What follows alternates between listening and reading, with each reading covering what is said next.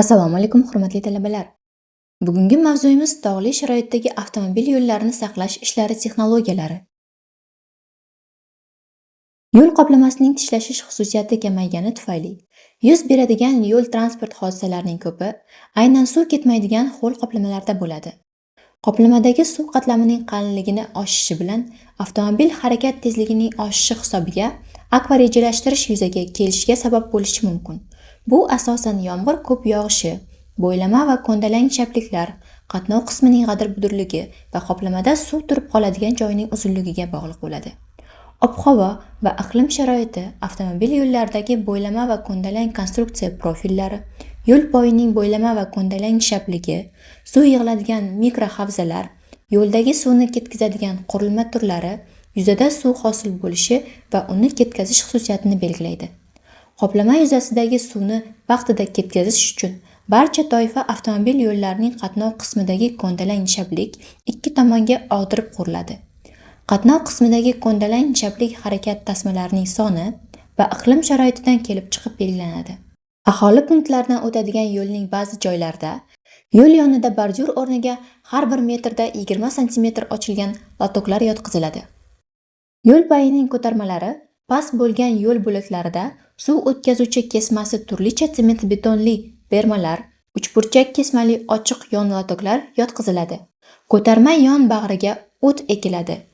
Yon lotok pastida beton tish bo'ladi.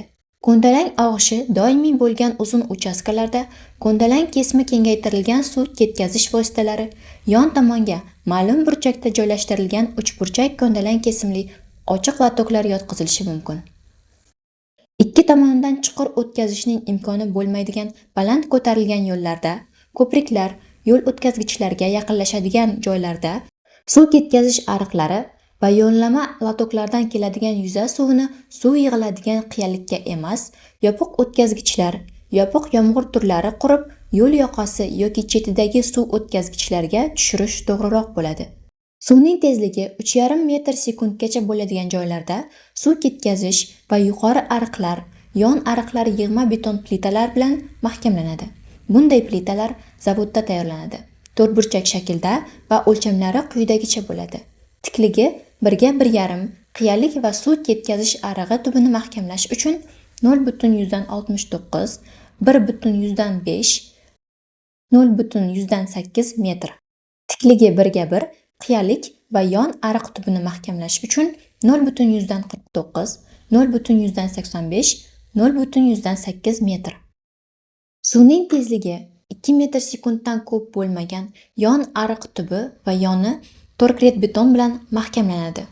Grunti qumloq, sariq, ko'pchigan, sho'r va beqaror bo'lgan, ko'chadigan, iqlimi sovuq, agressiv muhitda torkret beton bilan mahkamlash mumkin emas.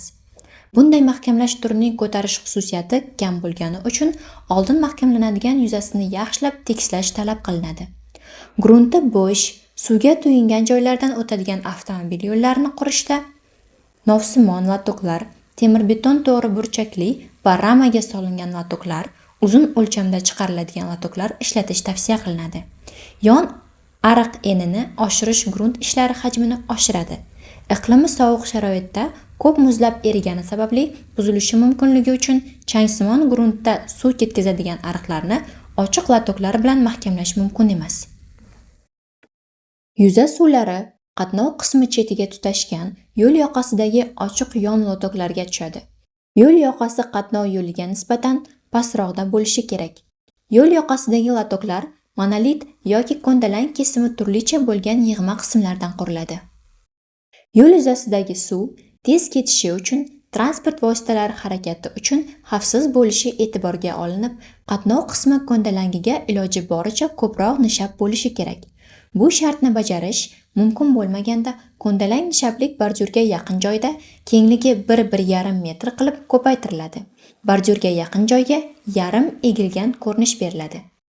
Avtomagistrallar, ko'priklar, yo'l o'tkazgichlarga yaqin joy yuzasidagi suv ketishini tezlashtirish uchun yer ostida yomg'ir suvlari yig'iladigan ariqlar quriladi va yig'ilgan suv yo'l poyi chetidagi yomg'ir suvi yig'iladigan 3 xil quduqqa tushadi. Yotiq tirqishli, tik tirqishli va aralash tirqishli quduq. Yo'l yoqasidagi suv yig'iladigan lotoklardagi, bordyur oldidagi suv past joylarga, tozalash qurilmalariga yo'l poyi yonidan ma'lum masofada o'tadigan lotoklarga tushadi.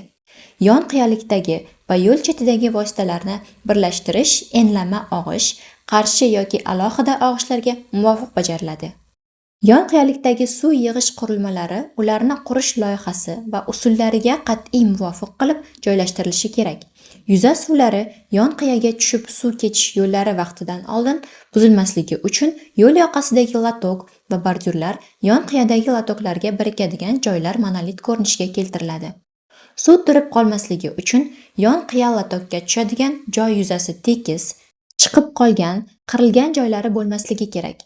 Yon qiyalikdagi lotoklar oxiri loylanib qolmasligi, yo'l poyi yaqinida suv turib qolmasligi uchun gidravlik hisob-kitoblar natijasida yon qiyadagi suv ketadigan lotok befini mahkamlash usuli belgilanadi. Yon qiya lotokni oxirini mahkamlashning quyidagi usullari ishlatiladi. Yuza suvlari yon qiyadagi suv yig'iladigan lotokdan mahkamlangan monolit beton kyuvetga va suv ketadigan ariqlarga tushadi.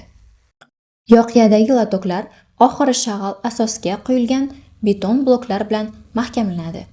Yon qiyadagi lotoklar pastki befida beton suv yoyig'ich bo'ladi. Suv yoyilib ketadigan joy esa monolit beton bilan mahkamlanadi.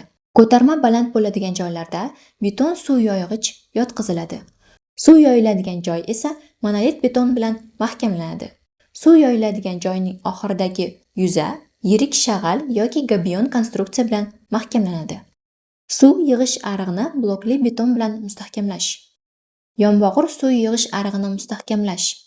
Qiyalik cho'zilgan va suv sarfi 1 metr kub sekund bo'lganda, suv jar, chuqurlik, o'zanlarga tushirilganda suv ketkazish va tog' ariqlari, kyuvetlar va boshqa suv ketkazish qurilmalaridagi suv ko'p bosqichli quduq turidagi tushirgichlarga yo'naltirish tavsiya qilinadi.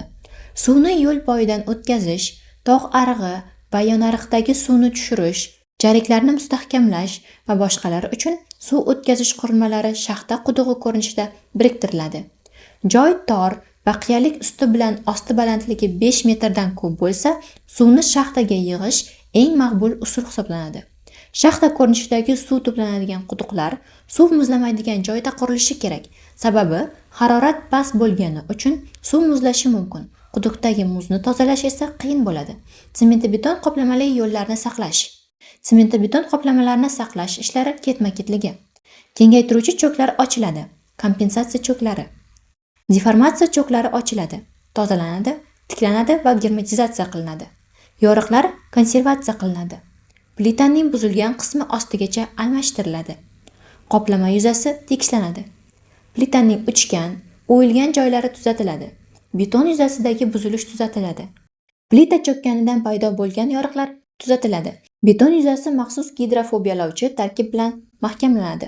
Deformatsiya cho'klari tiklanganda quyidagi ishlar bajariladi. Chokdagi eski mastika tozalanadi. Chok qirqich bilan chok ochiladi. Chok metall cho'tka bilan tozalanadi. Siqilgan havo bilan tozalanadi. Agar beton nam bo'lsa, issiq havo bilan quritiladi. Zichlagich shnur bosiladi. Chok devorlari gruntovka bilan ishlanadi. Germetizatsiya qilinadi. Yoriq qirrasi buzilmagan bo'lsa, kengligi 40 mm gacha bo'lgan yoriqlar deformatsiya cho'klarini germetizatsiyalash texnologiyasi kabi konservatsiya qilinadi. Konservatsiya qilishdan oldin yoriq barmoqsimon freza bilan 30 cm chuqur qilib ochiladi. Germetik qiluvchi material betonga yaxshi birikishi uchun tosh parchalari, chang, grunt va boshqa yot jismlardan tozalanadi. Yoriq qisilgan havo bilan tozalanadi. Beton ho'l bo'lsa, issiq havo puflanadi. Rezina donalari sepiladi yoki zichlagich shnur zichlanadi. Yoriq devorlariga gruntovka suriladi va germetik qilinadi. Qattiq qoplamalardagi chok va yoriqlarni germetiklash uchun sovuq va issiq ishlatiladigan germetiklar to'liq bag'ovak rezina profillar ishlatiladi. Germetik tanlanganda qoplama joylashgan regiondagi musbat va manfiy harorat hisobga olinadi. Choklardagi germetik samarali ishlashi va ishlash muddatiga germetik materialning deformatsiyalanishi ta'sir qiladi. Plita chetidagi uchgan joylar tuzatilganda, olmos gardishli chok keskich bilan buzilgan joy atrofi kesib chiqiladi. Buzilgan beton urush kuchi kam pnevma asbob bilan olib tashlanadi. maxsus perforator, ignali to'pponcha ham ishlatilishi mumkin. Tuzatiladigan joy metall cho'tka bilan yaxshilab tozalanadi. Chok chetidagi uchgan joylar, chokdagi yoriqlar tuzatilganda egiluvchan opalubka ishlatiladi. Shundan so'ng yuzaga gruntovka suriladi.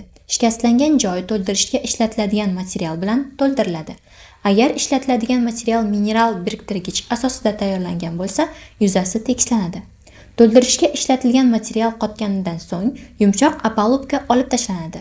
Plita chetidagi uchgan joylarni tuzatish, deformatsiya choklarini germetiklash va yoriqlar konservatsiyasi uchun ishlatiladigan mexanizatsiya vositalari 7.2 jadvalda ko'rsatilgan. Maxsus mexanizatsiyalar. Plitaning buzilgan joylari almashtirilganda, buzilgan joyning atrofi almashtiriladigan joyning ostigacha arralab ochiladi va qismlarga bo'linadi.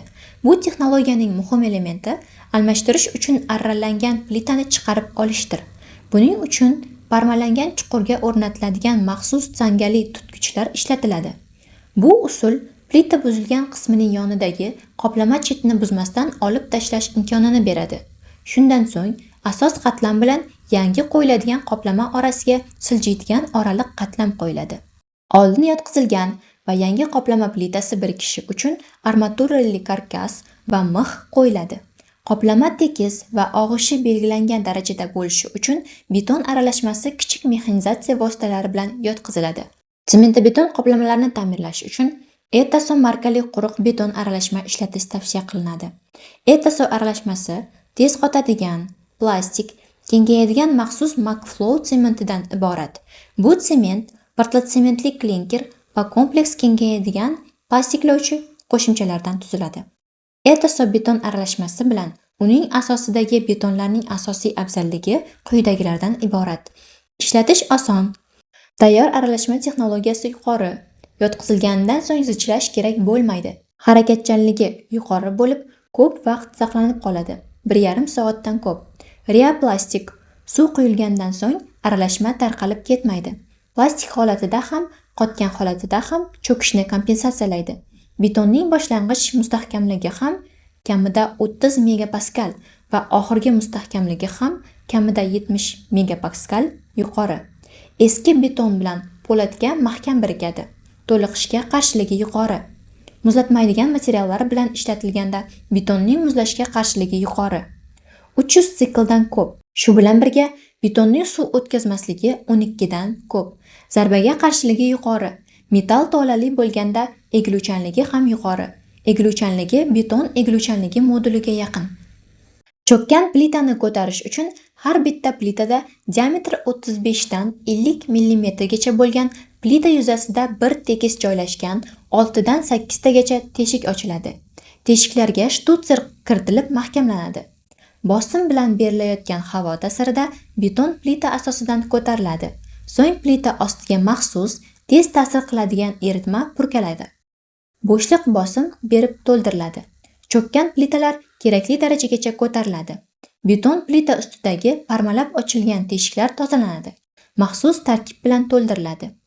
Ish tugaganidan so'ng 4 soat o'tgach, ishlov berilgan joyda harakat qilishga ruxsat berish mumkin. Qoplamadagi notekislikning yana bir usuli frezalashdir. Buning uchun umumiy kengligi 0.6-1,5 metr bo'lgan olmos gardish val qo'yilgan maxsus kuchli mashinalar ishlatiladi. Olmos gardish qoladigan beton mikrostrukturasini buzmasdan notekisliklarni kesib oladi. Bu texnologiya qoplamadagi notekislikni to'g'rilashdan tashqari, beton qoplamaning g'ildirak bilan tishlashishni yaxshilab, harakat xavfsizligini oshiradi. Semento-beton qoplama birikish xususiyatini oshirish uchun 50 mm oraliqda o'lchami 6 mm bo'lgan ariqchalar ochiladi. Qatlamlab ko'chish 10 mm gacha bo'lsa, qoplama yuzasi frezer bilan tekislab chiqiladi. So'ng beton gidrofoblovchi tarkib shimdirib mahkamlanadi. Qirilish chuqurligi 10 mm dan ko'p bo'lganda ishlatiladigan texnologiyalardan biri shikastlangan yuzadagi buzilgan beton olib tashlanadi. Gruntlovchi tarkib bilan ishlanadi, so'ng tez qotadigan, o'ta mustahkam, qattiqlashtirilgan Etaso seriyadagi beton bilan ta'mirlanadi.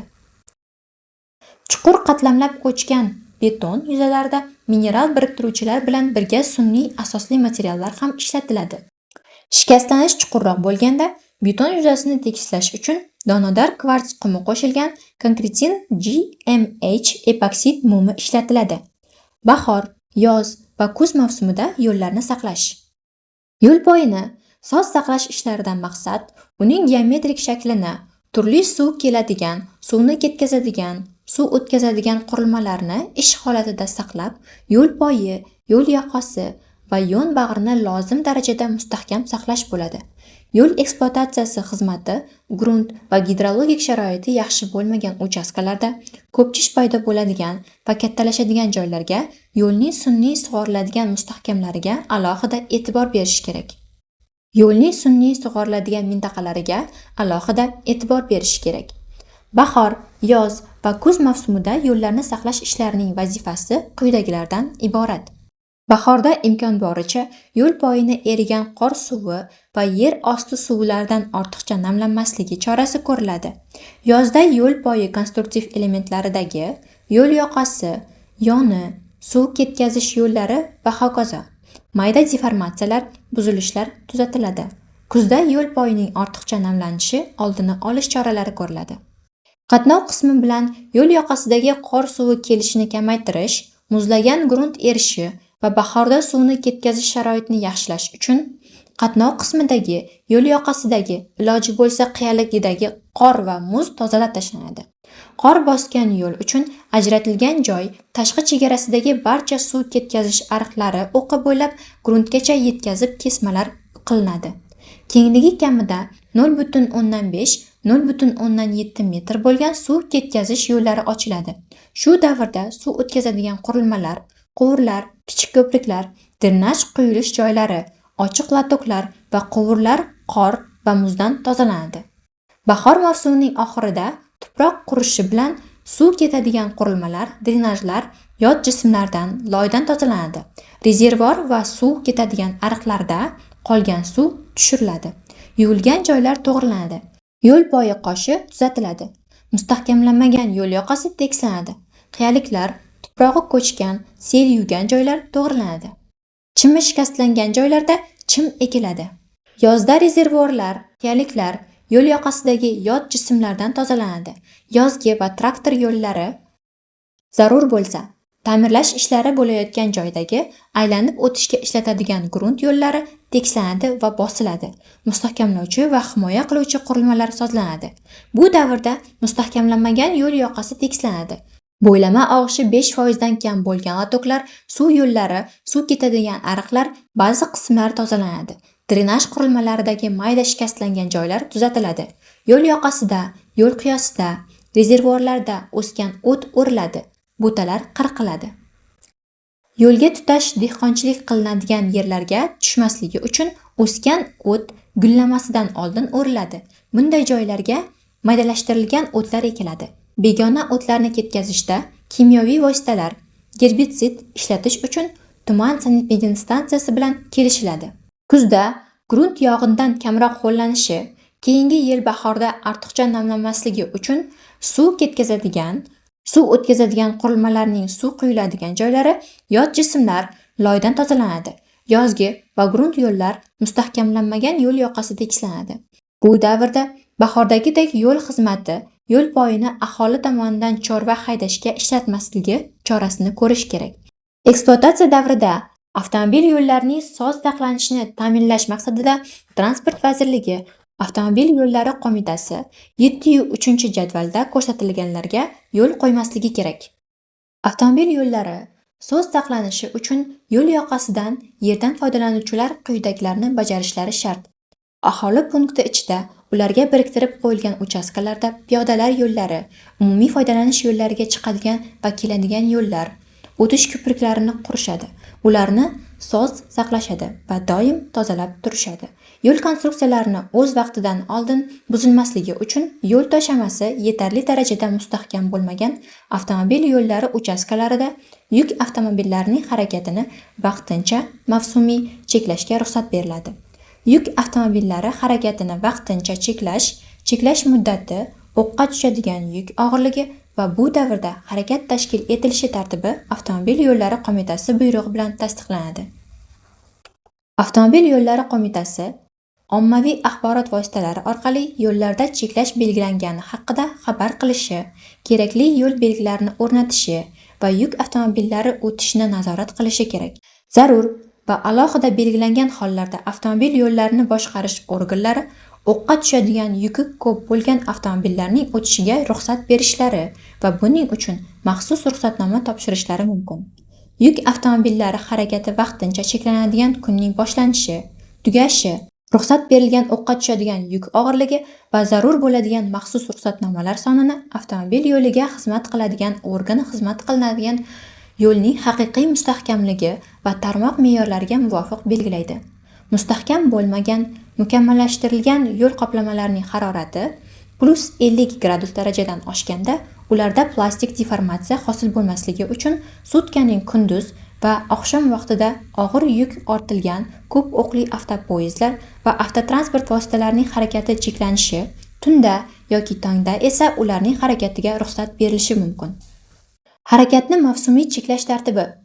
Yo'l konstruksiyalari og'ir yukni o'tkazishga mo'ljallanmagan yoki ularning ko'tarish xususiyati, mustahkamligi harakat shartiga qo'yilgan talabga to'g'ri kelmaydigan, mustahkamlik koeffitsiyenti talab qilinadigan 1 kilometrdan kam, mustahkamlik haqiqiy moduliga teng bo'lmasa va yo'l to'shamasini vaqtida ta'mirlashning, mustahkamlashning iloji bo'lmaydigan hollarda harakat mavsumiy cheklanadi.